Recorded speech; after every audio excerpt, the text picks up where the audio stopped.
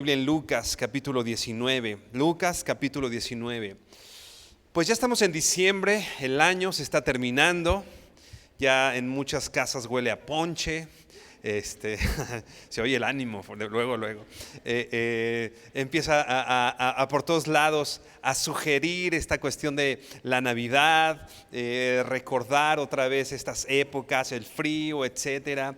Y bueno, justo en estas temporadas es importante plantear o replantear nuestra postura como hijos de Dios en medio de estas celebraciones, en medio del árbol, en medio de la cena, en medio de quizá el tiempo libre que tenemos o algunos días libres que podemos tener. Es importante, como te decía, no perder el significado por el cual, como decíamos al principio, Dios nos ha puesto en esta tierra. No solamente llegamos a diciembre y tenemos este significado que repito, hoy lo haremos relevante por la oportunidad que tenemos de parte de Dios de poder alzar nuestra voz y dar las buenas nuevas, sino esta misión que tenemos como hijos de Dios, como discípulos del Señor, el significado de la venida del Hijo del Hombre a esta tierra, el cumplimiento de la promesa de que el Mesías venía a esta tierra con la intención de buscar y salvar a lo que se había perdido. Es importante que nosotros recordemos, independientemente que si el arbolito o no arbolito, que si regalos o no regalos, tú y yo tenemos una misión. Tú y yo tenemos la misión, la misma de la cual nos hizo partícipes el Señor cuando vino a esta tierra: buscar y salvar lo que se había perdido.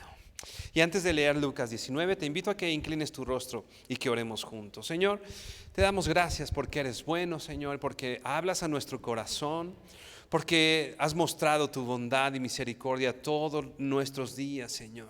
Gracias porque hoy podemos considerar tu preciosa obra en la cruz, Señor, ver, Señor, tu palabra y poder considerar de aquel que siendo justo vino a esta tierra y para que con su pobreza fuésemos nosotros enriquecidos, Señor, y que abrió este camino nuevo y vivo hacia ti, Señor, a tu trono de gracia por el cual podemos hoy llegar y hablarte y clamar y decirte, Señor, que eres nuestro Padre, Dios. Tener claro, Dios, que hoy somos salvos y que cuando no estemos en esta tierra hemos de verte a ti, Señor. Gracias por la esperanza que tenemos hoy como hijos tuyos. Gracias por la esperanza que tenemos hoy como iglesia, pero gracias también por la oportunidad que nos das de poder transmitir y de llevar ese mensaje, Dios, a las naciones, Señor. Primeramente, Señor, a la gente que está cercana a nosotros, a nuestra familia. Y yo te ruego, Señor, que hoy salgamos, Señor, con ese ímpetu, Señor, con esta pasión de poder hablar las buenas nuevas del Evangelio de Jesucristo a todas las personas, Señor, que estén alrededor de nosotros, Padre. Te bendecimos, Señor, y honramos en el nombre de Jesús. Amén y amén. Dice Lucas 19, entonces vamos a leer desde el versículo 1, Lucas 19, este pasaje de Zaqueo, si tú recuerdas. Dice: habiendo entrado Jesús en Jericó, iba pasando por la ciudad, y sucedió que un varón llamado Zaqueo, que era jefe de los publicanos y rico, procuraba ver quién era Jesús, pero no podía a causa de la multitud, pues era pequeño de estatura. Y corriendo delante, subió un árbol sicómoro para verle, porque había de pasar por allí. Versículo 5, cuando Jesús llegó a aquel lugar, mirando hacia arriba, le vio y le dijo: Zaqueo, date prisa, desciende, porque hoy es necesario que pose yo en tu casa. Entonces él descendió a prisa y lo recibió con gozo. Al ver esto, todos murmuraban diciendo que había entrado a posar con un hombre pecador. Entonces Zaqueo, puesto en pie, dijo al Señor: he aquí, Señor, la mitad de mis bienes doy a los pobres, y si en algo he defraudado a alguno, se lo devuelvo cuadruplicado. Jesús le dijo: hoy ha venido la salvación a esta casa, por cuanto él también es hijo de Abraham, porque el Hijo del Hombre vino porque el Hijo del Hombre vino a buscar y salvar lo que se había perdido. Tú recuerdas este relato, tú recuerdas cómo este hombre, con todo el esfuerzo que implicaba por su condición física, ¿no?, tuvo que hacer todo lo necesario para subir a ese árbol y ponerse delante de los ojos del Señor. Jesús iba caminando en Jerusalén, iba hacia Jerusalén, y en ese camino va pasando por Jericó. No solo era un paso casual, no solo era que casualmente pasó por ahí sin ningún propósito. Como te decíamos al principio, Jesús vino a esta tierra y tenía una misión y tenía un propósito que cumplir, particularmente en Jericó, en este contexto. Jericó era una ciudad próspera, había mucho intercambio comercial, había comercio, era un centro, vamos a decir, no necesariamente con escasez, más bien todo lo contrario, había mucho movimiento en esa ciudad. Y había un hombre llamado Zaqueo, que era recaudador de impuestos, era un publicano. Y no solo era un publicano, dice aquí el versículo 2, dice: y sucedió que un varón llamado Zaqueo, que era jefe de los publicanos y rico. Era jefe de los publicanos. No solamente era un recaudador de impuestos, era el principal recaudador de impuestos de esa zona, ¿no? Esto implicaba el repudio y el odio de mucha gente alrededor de Zaqueo, ¿no?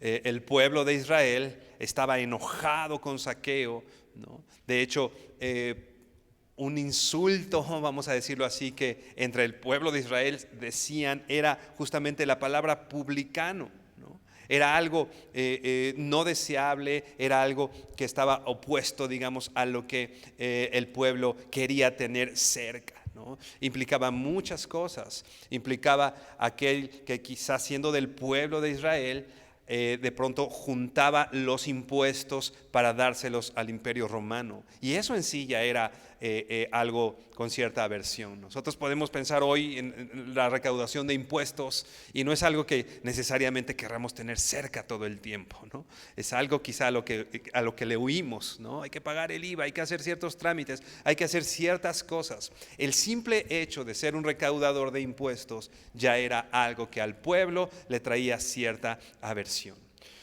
Pero en este momento no solo era esta aversión natural por el pago de los impuestos, sino a una práctica que era, o a las prácticas que hacían estos hombres publicanos, ¿no? Ellos hacían todo lo necesario para, amedrentaban a la gente para obtener el impuesto, y no solo obtener el impuesto, sino lo que ellos pudieran sacar de más para ellos mismos, lo hacían así.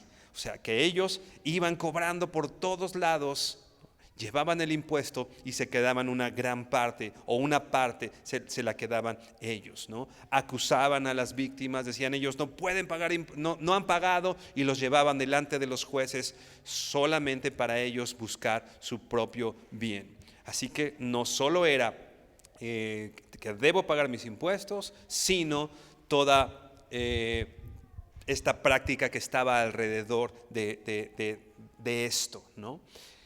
Un recaudador de impuestos era visto como alguien que defraudaba, era visto como alguien tramposo, ¿no? Alguien, diríamos aquí, tranza, ¿no? Que estaba buscando, repito, robar para tener ellos independientemente o dejando a un lado que era su pueblo, que era la gente con la que habían crecido. Entonces esta aversión era mucho mayor hacia Zaqueo, ¿no? Ya repito, no solo por los impuestos, no solo por las prácticas que llevaba, no solo por ser el pueblo de Israel que estaba dando entonces también al pueblo romano, todo lo que implicaba esto. Pero este hombre, había algo especial y particular en este hombre. Dice el versículo 1, habiendo entrado Jesús en Jericó, iba pasando por la ciudad, ya veíamos las condiciones de esta ciudad. Y sucedió que un varón llamado Zaqueo, que era el jefe de los publicanos y era rico, se había enriquecido gracias a estas prácticas que ya dijimos. Era alguien rico. Versículo 3 dice, procuraba ver quién era Jesús, pero no podía a causa de la multitud, pues era pequeño de estatura. Y corriendo delante subió a un árbol sicomoro para verle, porque había de pasar por allí, ¿no? Él había escuchado de Jesús. Zaqueo había escuchado algo de Jesús, no lo conocía, pero le llamaba la atención.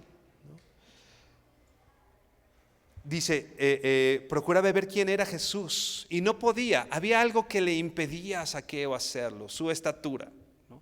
Si tú has estado en estas multitudes donde apenas uno alcanza a ver y has visto de pronto los niños como que hay que subirlos a los hombros para que puedan alcanzar a ver algo, pues bueno, Zaqueo no tenía el favor de la gente alrededor, nadie le iba a ayudar debido a esta separación que había con el pueblo, pero él no tiene una limitación, quizá esa misma falta de limitación y su carácter, ¿no? Que lo llevó a robar a la gente o a no limitarse en ese sentido, tampoco lo limitó para poder cumplir su objetivo de ver a Jesús, ¿no?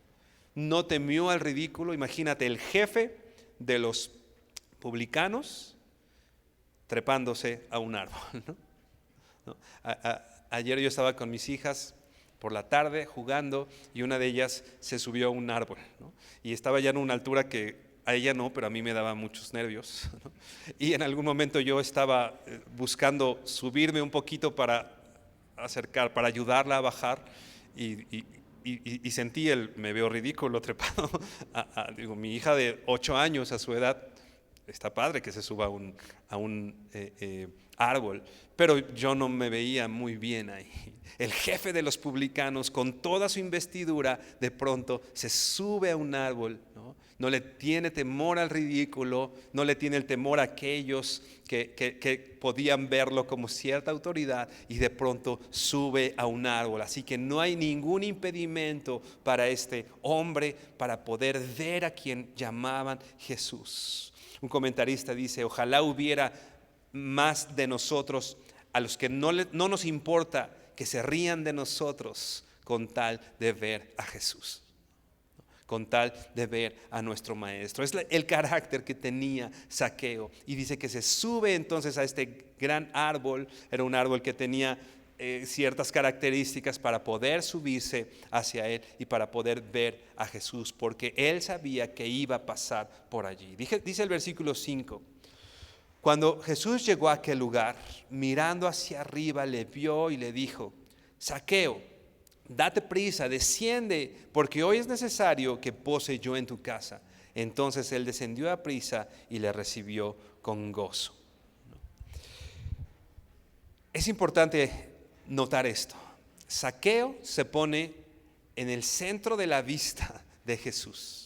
No le importa el ridículo y él se levanta se sube al árbol y se pone en alto, y entonces Jesús dice, levantando la vista, le vio. Jesús, siendo Dios, le llama a Zaqueo por su nombre.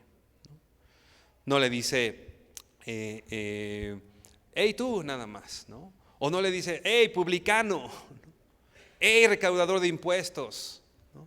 Jesús, siendo Dios y sabiendo la misión que él tenía en esta tierra, que más adelante se la dice al mismo Zaqueo, Jesús, sabiendo su misión, llama por su nombre a este hombre y le dice: date prisa, desciende, porque hoy es necesario que pose yo en tu casa.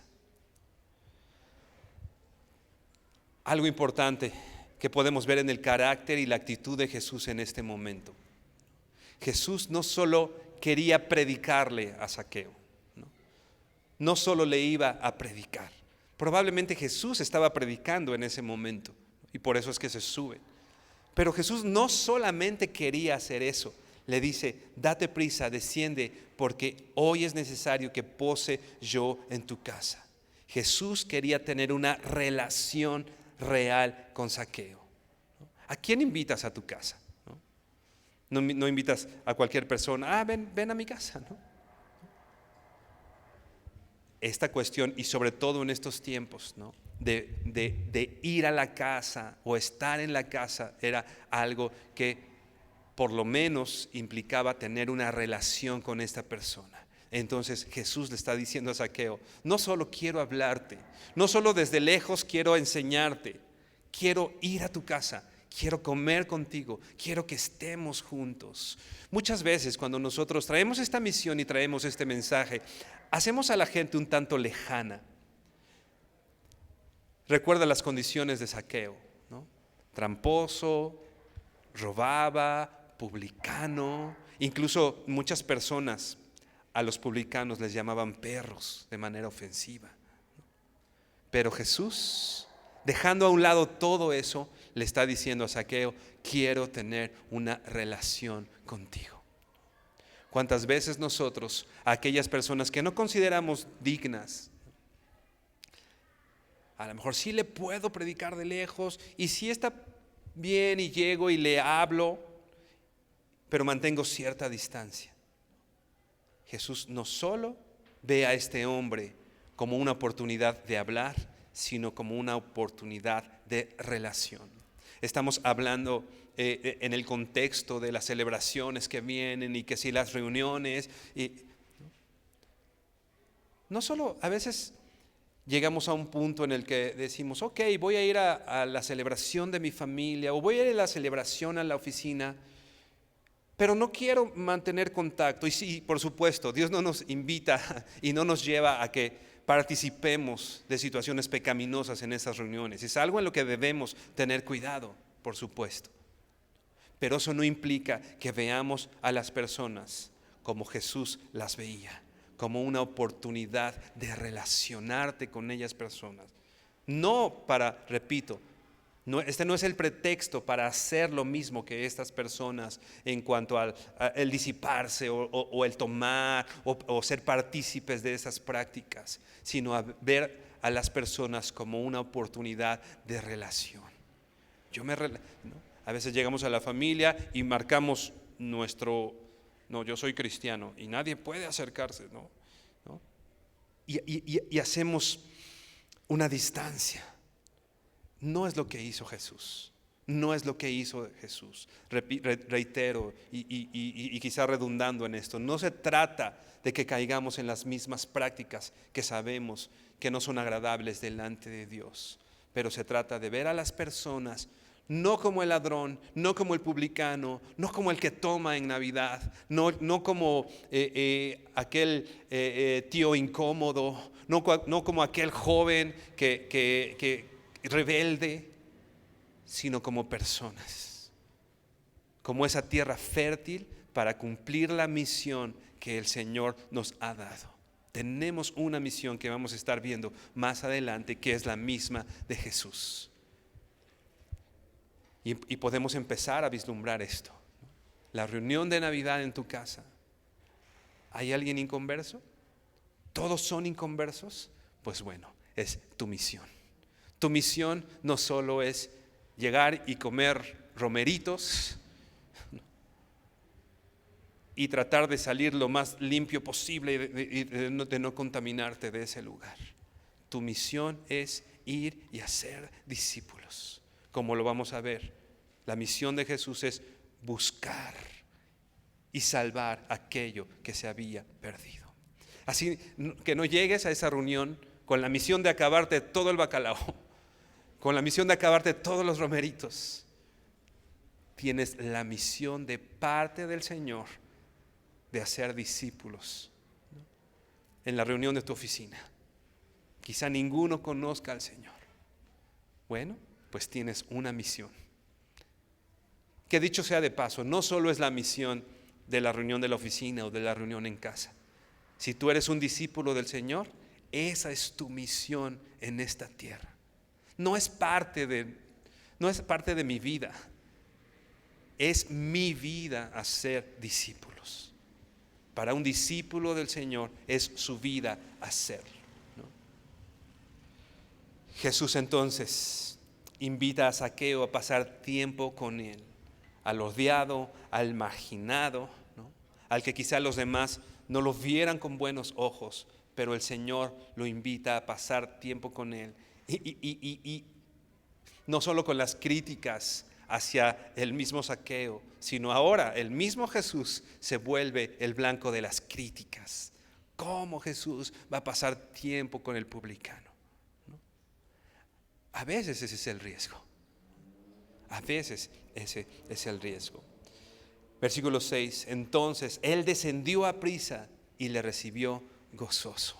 Ahora hay gozo en Zaqueo porque el Señor quiere pasar tiempo con él. Versículo 7, lo que ya comentábamos. Al ver esto, todos murmuraban diciendo que había entrado a posar con un hombre pecador. Repito, el posar, el estar, el comer juntos, el quizá quedarse en la noche con él, implicaba cercanía, intimidad, ¿no? Y la gente entonces criticaba a Jesús. ¿Cómo es posible? ¿Cómo es posible que vaya con el pecador? El Señor tenía una misión. ¿Cómo es posible que vayas a comer con esta persona que todo el mundo sabe que engaña? ¿Cómo es posible que pases tiempo con este hombre que es malo?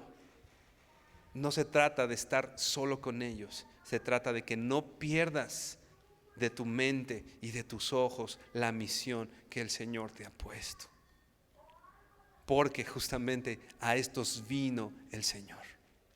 El sano no tiene necesidad de médico. El que es pecador necesita un Salvador. Nosotros, dice la Biblia, estábamos muertos en nuestros delitos y pecados. Y el Señor proveyó una relación con nosotros. ¿Por qué éramos buenos? ¿Por qué no engañábamos? ¿Por qué éramos santos? Por supuesto que no. Estábamos muertos en nuestros delitos y pecados. Y con todo el Señor se acerca a nosotros y con todo su amor y con toda su misericordia no teme que lo vean contigo. El Señor no teme decir, sí, es mi discípulo. Sí, yo di mi vida por él. Al ver esto, versículo 9, todos murmuraban, diciendo que había entrado a posar con un hombre pecador. Entonces Zaqueo, puesto en pie, dijo al Señor, he aquí, Señor, la mitad de mis bienes doy a los pobres, y si en algo he defraudado a alguno, se lo devuelvo cuadruplicado. Jesús le dijo, hoy ha venido la salvación a esta casa, por cuanto él también es hijo de Abraham. El Señor, si te das cuenta, no le dice a Zaqueo que todo lo que había hecho no iba a tener consecuencias. El Señor lo que está ayudando y mostrando a Zaqueo es a resarcir el daño que había hecho. El pecado que hemos cometido trae consecuencias. Pero aquí la actitud de un hombre arrepentido. Señor, puesto en pie, ¿no? Hemos hablando de Nehemías, ¿no? De esta actitud de ponerse en pie. No solo implica comodidad o no comodidad, implica respeto. Implica darle importancia a aquel a quien le está hablando. Zaqueo entonces con esta actitud está reconociendo la autoridad de Cristo y le llama Señor. Le llama Señor y da una muestra. La mitad de mis bienes doy a los pobres. Y si en algo he defraudado a alguno, se lo devuelvo cuadruplicado. La actitud de un hombre arrepentido, ¿no? La actitud de un hombre que ahora se encuentra con su Señor y quiere, si ha defraudado a alguien. No se trata de decirle a todas las personas, Dios te perdona y no va a haber consecuencias de nada. No, ¿sabes qué? Sí va a haber consecuencias. Pero ahora tienes una relación con Cristo. Y esa consecuencia, por supuesto, es más fácil llevarla con Cristo, con tu Señor. Con Cristo como maestro que te guía, que te enseña. Spurgeon decía,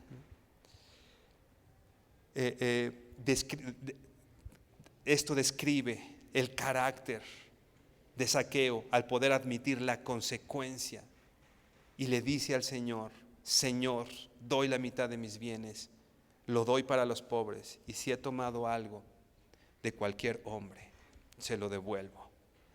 Demuestra entonces el carácter de un hombre arrepentido.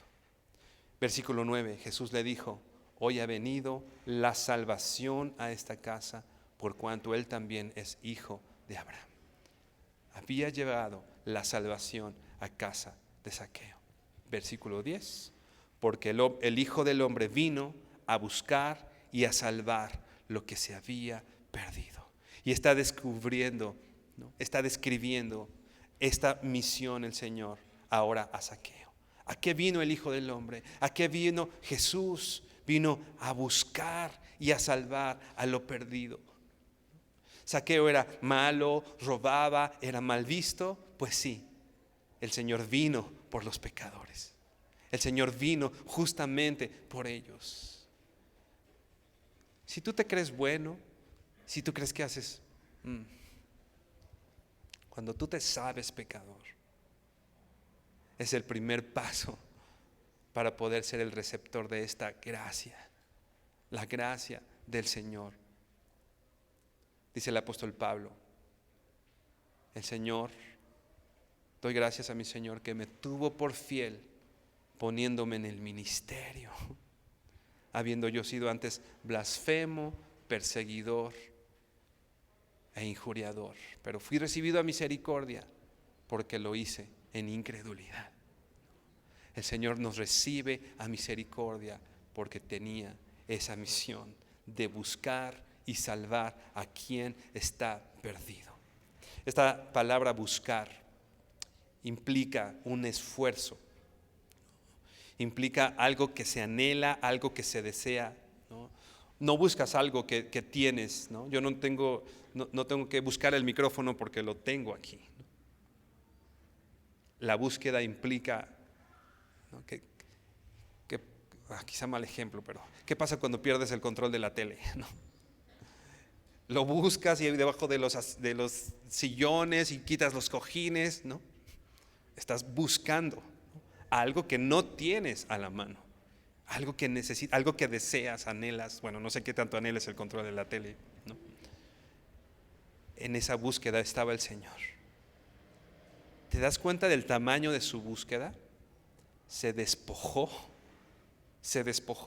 no tomó igual, como cosa que aferrarse a ser igual a Dios.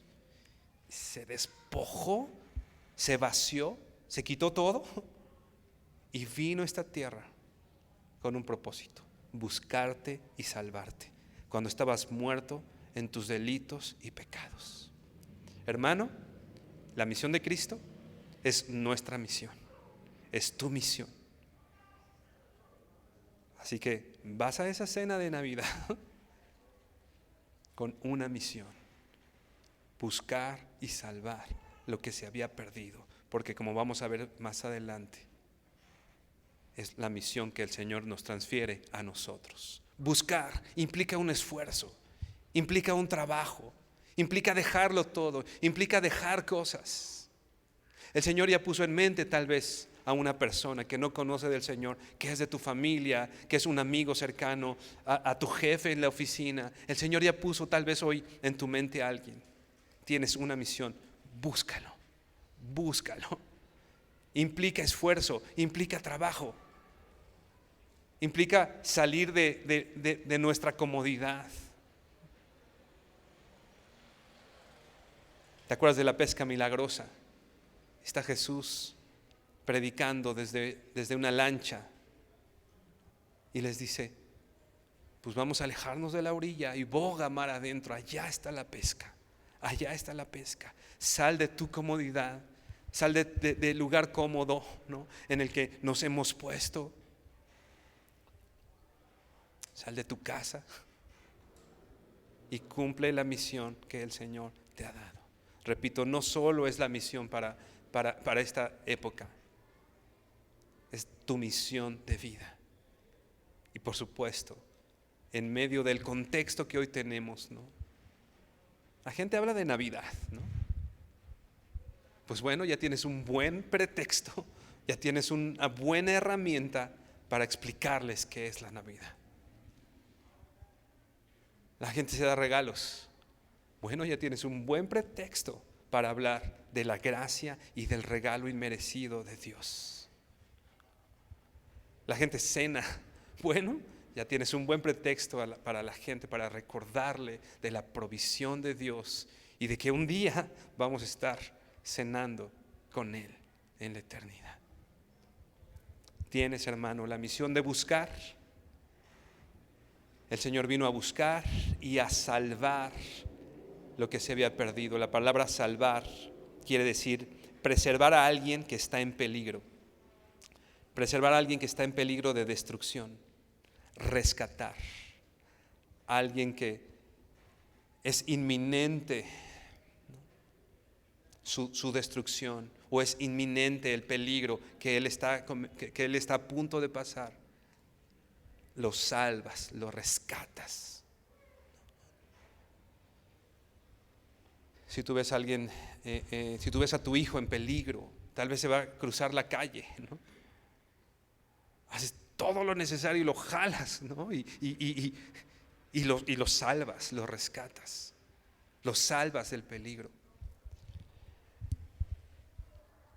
Hermano, tu jefe en el trabajo, tus primos que no conocen al Señor, tal vez tu esposo, tal vez tu esposa, tus padres que no conocen al Señor, están en un peligro inminente, mucho mayor al de un niño al ser atropellado. Está grave y es un peligro que hay que prever. Pero el peligro en el que está la gente que te rodea es mucho mayor. Estábamos leyendo con mi esposa, me estaba compartiendo sobre esta predicación de Jonathan Edwards, ¿no?, llamada Pecadores en manos de un Dios airado.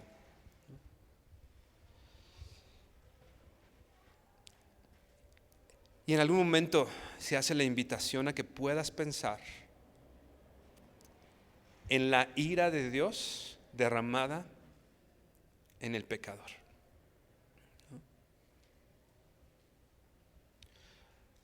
Lo de menos es su problema matrimonial. Lo de menos es su salud. Lo de menos es que lo despidieron del trabajo. ¿De qué el Señor ha venido a rescatar? De la condenación eterna.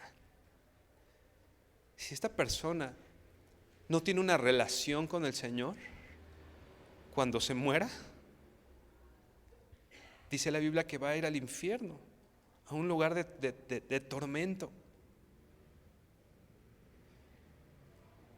Y nosotros de pronto, no, pues no voy a la cena porque ahí están y me caen bien mal. Y hacen cosas que no me gustan. Tu misión es buscar y rescatar, salvar de este peligro inminente a las personas. A veces pensamos, oímos de una tragedia, oímos que se murió alguien y decimos, ay, qué lamentable, ¿no?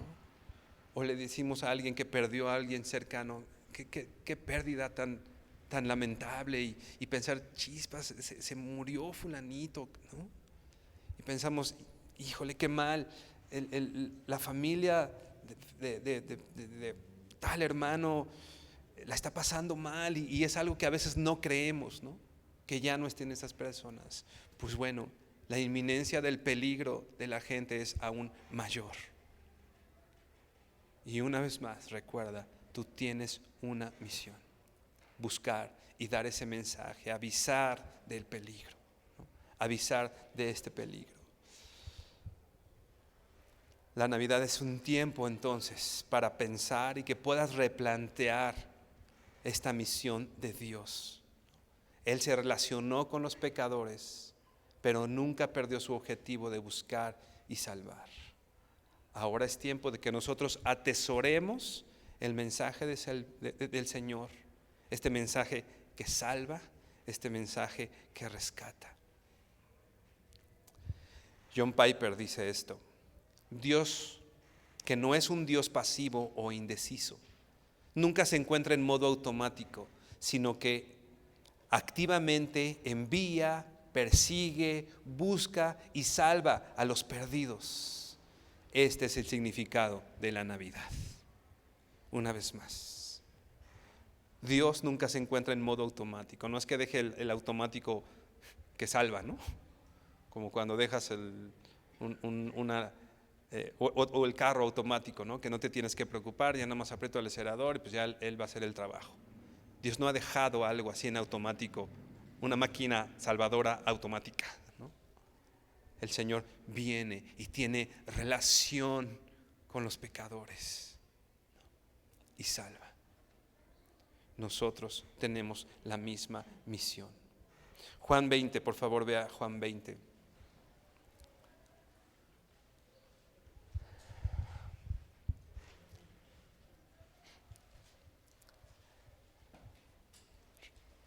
Antes, recuerda la gran comisión. El Señor está con los discípulos, habiendo resucitado, y le dice: id y hacer discípulos a todas las naciones. La gran comisión. ¿Qué tanto está en nuestra mente la gran comisión? Ahora sí, Juan 20, 19 dice, te voy a leer la Nueva Traducción Viviente. Juan 20, 19 dice: ese domingo al atardecer los discípulos estaban reunidos con las puertas bien cerradas porque tenían miedo de los líderes judíos, ¿no? Acaban de aprender a Jesús, es muerto Jesús, entonces todos los discípulos están escondidos, ¿no? Tienen miedo. Y ellos estaban reunidos, y dice aquí, las puertas cerradas porque tenían miedo de los líderes judíos. Cuando leía este pasaje y lo recordaba, cuántas veces yo no he estado en esta misma condición, lleno de miedo, lleno de temor, pensando en las consecuencias, y ese miedo me impide salir y me quedo encerrado y atracado ahí por miedo.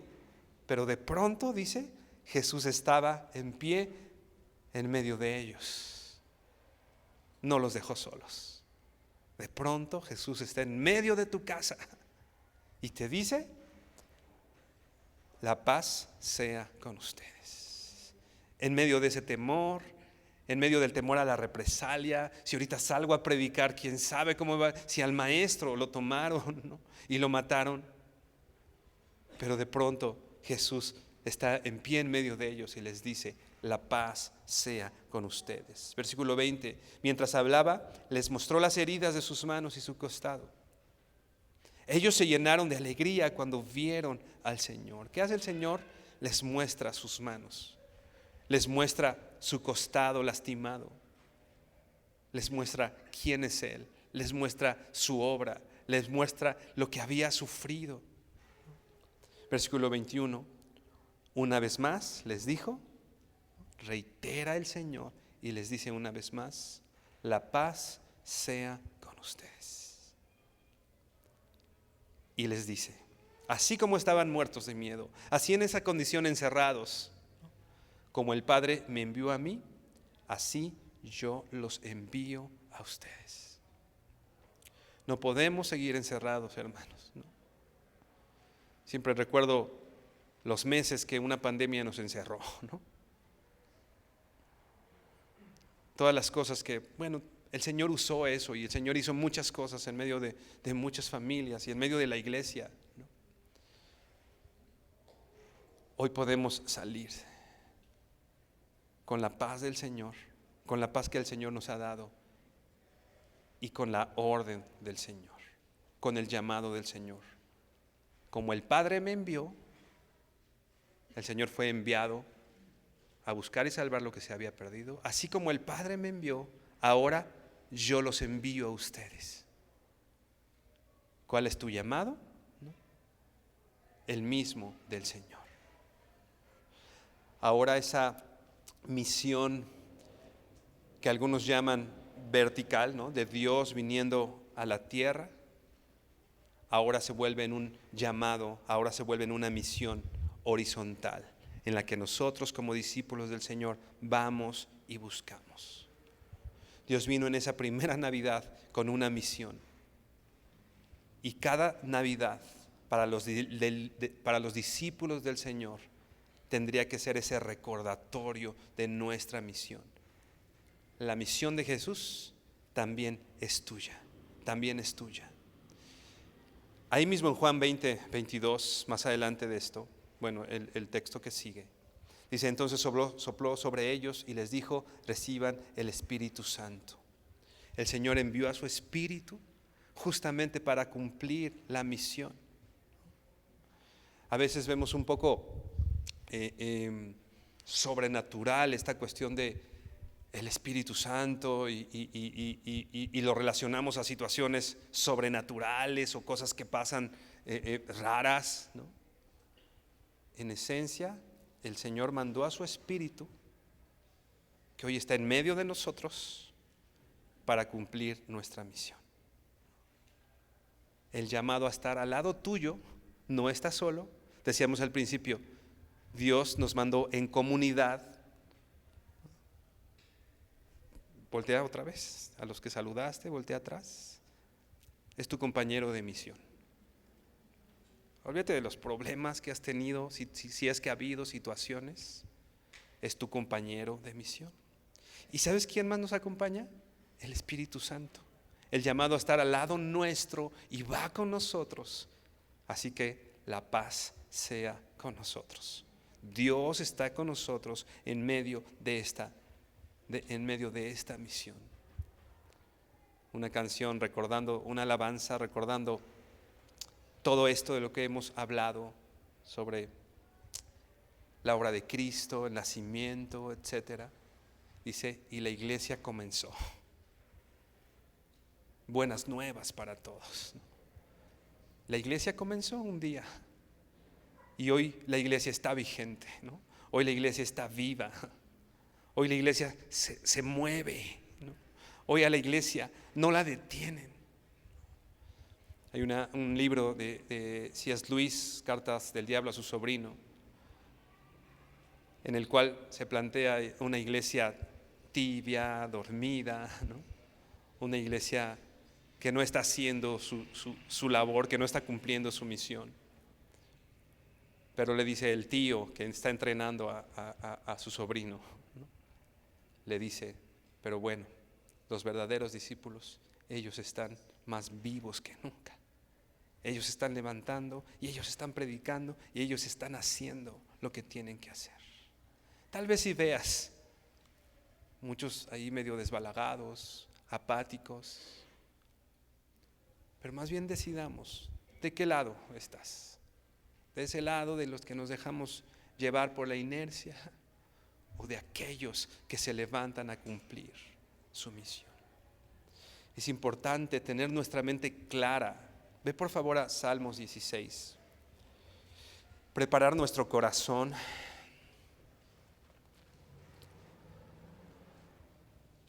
para poder tener bien claro esto y no buscar en esta tierra lo que en esta tierra no vamos a tener, lo que esta tierra no nos va a dar, la satisfacción que en esta tierra no vamos a conseguir. Nosotros sabemos que Dios gobierna sobre todas las cosas y no podemos encontrar en ningún lado, no podemos tampoco encontrar en las celebraciones, no podemos encontrar en el trabajo, en el dinero, aquello que solo el Señor puede darnos. Dice el Salmo 16: guárdame, oh Dios, porque en ti he confiado. Oh alma mía, dijiste a Jehová, tú eres mi Señor, no hay para mí bien fuera de ti. Cuando nosotros estamos buscando el bien en diferentes lados, yo busco el bien en cómo me tratan, yo busco el bien en cómo me reciben, yo busco el bien en mi salario, en mi esposa, en mi esposo. Déjame decirte, te vas a desilusionar un día, porque un día tu esposo se va a equivocar, porque un día tu esposa lo va a hacer, ¿no? Porque un día aquella persona que admira se va a caer del pedestal. Por eso decía el salmista: tú eres mi Señor, no hay para mí bien fuera de ti. Si nosotros tenemos en mente para nuestra misión esto, las cosas serían diferentes. Versículo 5: Jehová es la porción de mi herencia y de mi copa, tú sustentas mi suerte.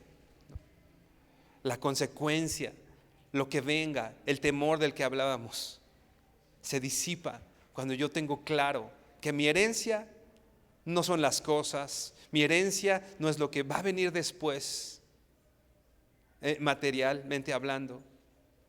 Jehová es nuestra misma herencia. Y dice: tú sustentas mi suerte. Lo que te ha pasado y lo que te va a pasar está en manos del Señor. Está en manos de nuestro Señor. Versículo 11: me mostrarás la senda de la vida, en tu presencia hay plenitud de gozo, delicias a tu diestra para siempre. Ahí está donde está el gozo pleno. Es importante entonces preparar nuestro corazón para esta misión, quitando nuestros ojos de lo terrenal, quitando nuestros ojos en las cosas que vemos, ¿no? Y preparando nuestro corazón para recibir la herencia de nuestro Señor, que no está en esta tierra. Él es nuestra porción. Vamos a Juan 5, versículo 43. Juan 5, 43.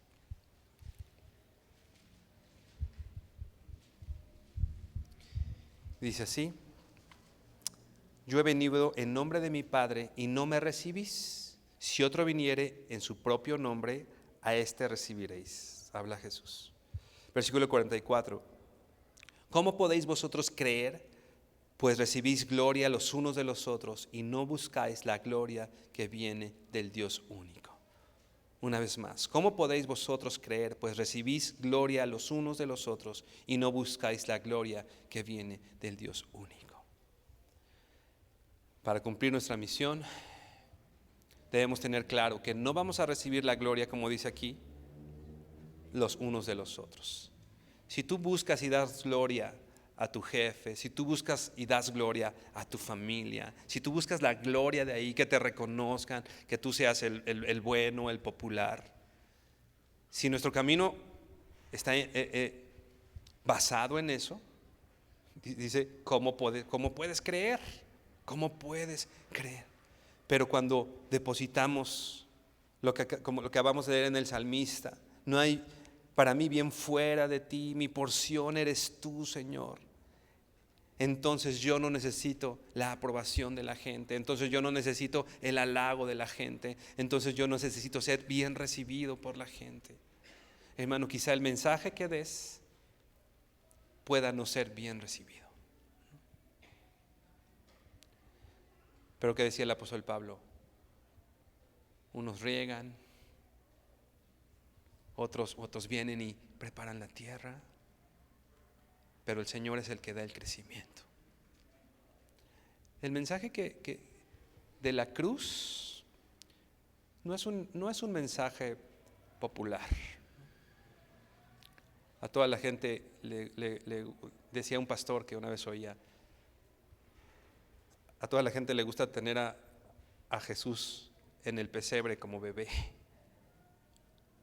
pero no les gusta llamarlo Señor. El mensaje que traemos de parte del Señor no necesariamente es popular y puede traer consecuencias, que no seas honrado, que no seas reconocido, ¿no? Puede traer esas consecuencias. Pero ¿sabes qué?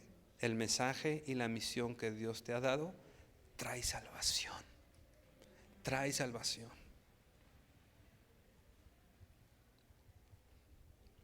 Tu jefe necesita esa salvación. Tu esposo necesita salvación, ¿no? Tus primos, tus hermanos. Piensa como decíamos. Si no se arrepiente, va a haber una consecuencia grave. Predica el evangelio. Habla del evangelio. Y ya no estemos pensando que si arbolito o no arbolito, que si esto o no, que si... Cumple tu misión. Cumple tu misión. Con arbolito o sin arbolito, ¿no? Con regalos o sin regalos, ¿no? Cumple tu misión. Y si el arbolito me da un pretexto para hablar del evangelio, pues por el arbolito voy. Y si la cena me da un pretexto para llegar a un lugar y hablar del evangelio, pues hablo y llevo un regalo y llevo ponche. Como decíamos, la misión no es llegar y acabarnos la cena. La misión es la misión de Jesús: buscar y salvar lo que se había perdido. Inclina por favor tu rostro y vamos a orar.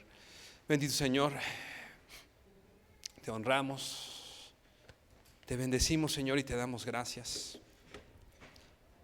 Porque estábamos perdidos, Señor, eso dice tu palabra. Estábamos muertos en nuestros delitos y pecados, Dios.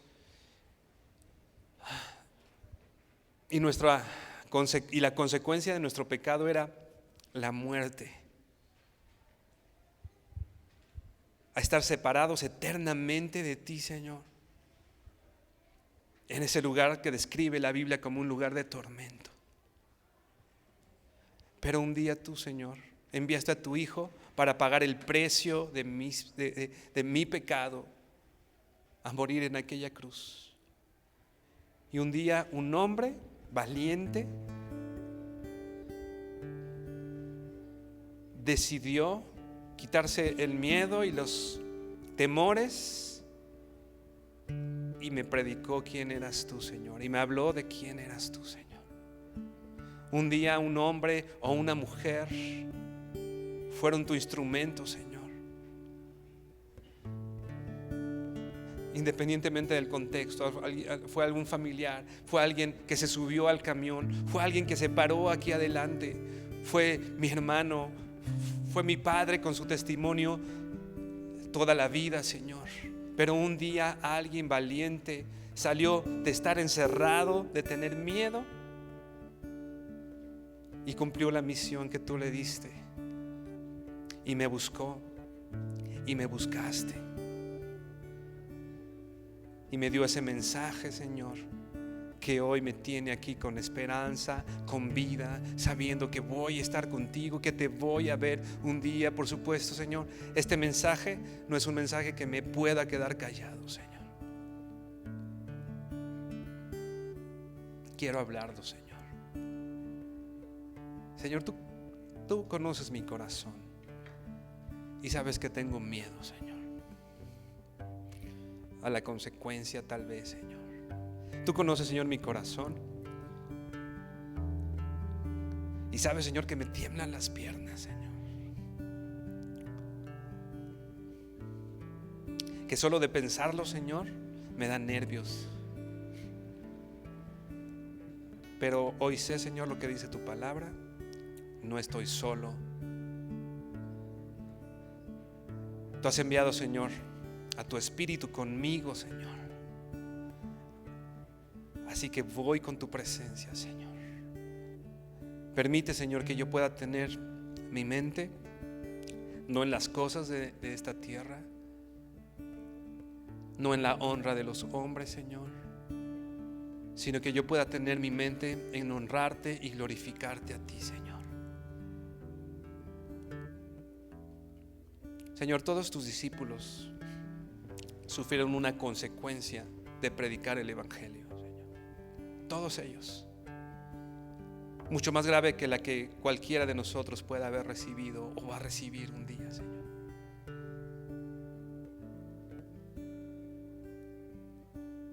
Pero ellos valientemente se levantaron, como dice la Biblia, aquellos que trastornaron al mundo, Señor.